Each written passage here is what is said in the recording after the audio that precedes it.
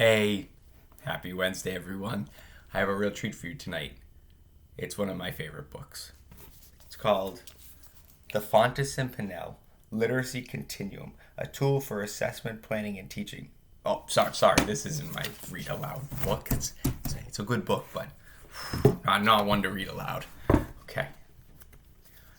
Tonight is the story of Ferdinand the Bull. Oh, it's by Munro Leaf, and the drawings are by Robert Lawson. Once upon a time in Spain, there was a little bull, and his name was Ferdinand. All the other little bulls he lived with would run and jump and butt their heads.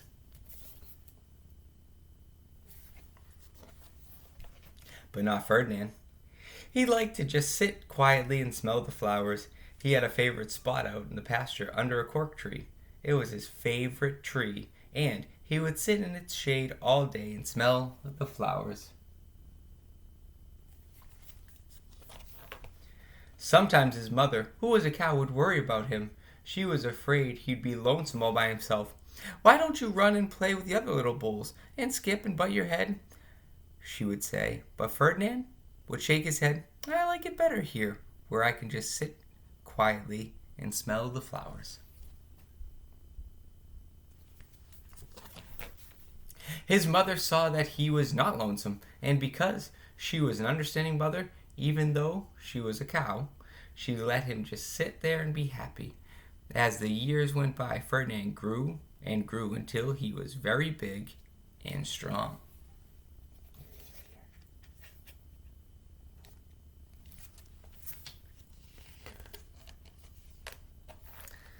After all the other bulls who had grown up with him in the same pasture would fight each other all day. They would butt each other and stick each other with their horns. What they wanted most of all was to be picked to fight at the bullfights in Madrid.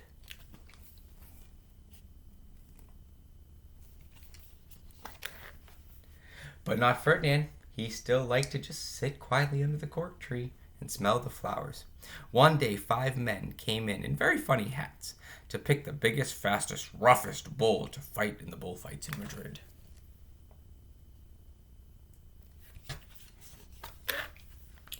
All the other bulls ran around snorting and butting, leaping and jumping, so the men would think they were the very, very strong and fierce and pick them. Ferdinand knew that they wouldn't pick him, and he didn't care. So he went out to his favorite cork tree to sit down.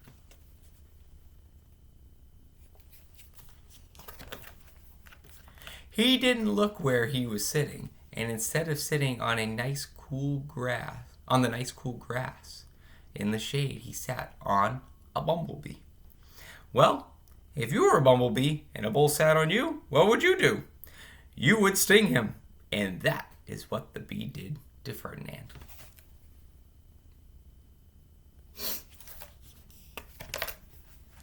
"Wow, did it hurt?" Ferdinand jumped up with a snort. He ran around puffing and snorting, butting and pawing the ground as if he were crazy. The 5 men saw him, and they all shouted with joy.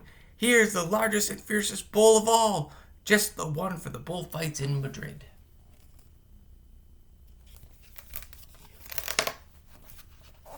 So they took him away for the bullfight day in a cart. What a day it was. Flags were flying, bands were playing, and all the ladies had flowers in their hair.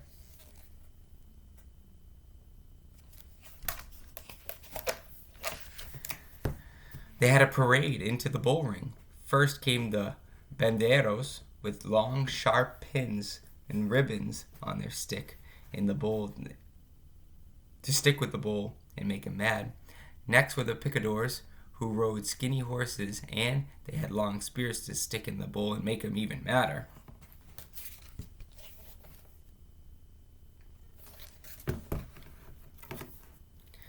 Then came the matador, the proudest of all. He thought he was very handsome and bowed to the ladies. He had a red cape and sword and was supposed to stick the bull last of all. Then came the bull, and you know who that was, don't you? It was Ferdinand.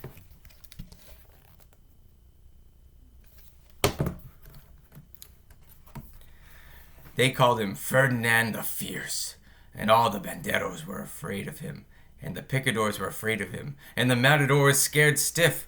Ferdinand ran to the middle of the ring, and everyone shouted and clapped because they thought he was going to fight fiercely and butt and snort and stick his horns around.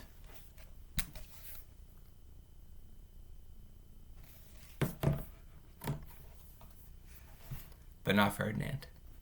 When he got to the middle of the ring, he saw the flowers in all the lovely lady's hair, and he just sat down quietly and smelled.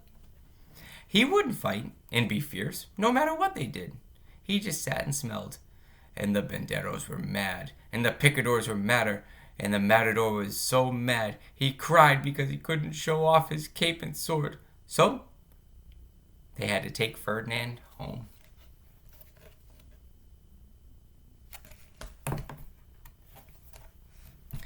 And for all I know, he is sitting there still under his favorite cork tree, smelling the flowers, just quietly. He is very happy. The end.